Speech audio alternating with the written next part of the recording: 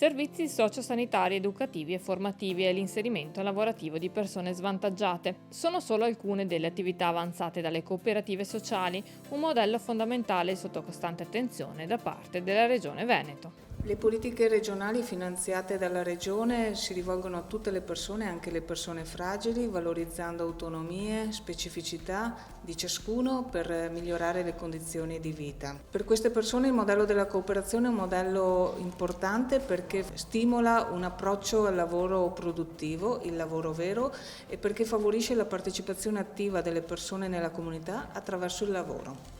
In Veneto sono 230 le cooperative sociali che si occupano di inserimento lavorativo di soggetti svantaggiati. Di queste, 166 sono seguite da Feder Solidarietà Veneto, un impegno che arruola oltre 5.600 lavoratori, di cui 2.300 sono persone svantaggiate. Ogni persona ha un suo piano diversificato e personalizzato di inserimento, quindi gli inserimenti vanno calcolati sulla base della tipologia della persona.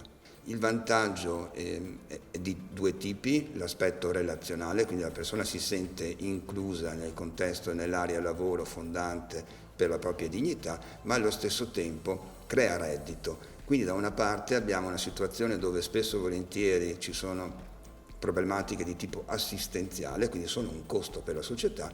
Nel caso in cui si riesca a portare a termine un inserimento lavorativo, la persona partecipa a tutti gli effetti, come tutti i cittadini, all'adempimento del pagamento delle tasse, e quindi diventa un cittadino utile e attivo a tutti gli effetti. L'obiettivo generale rimane il perseguimento dell'interesse pubblico attraverso la promozione umana e l'integrazione sociale dei cittadini.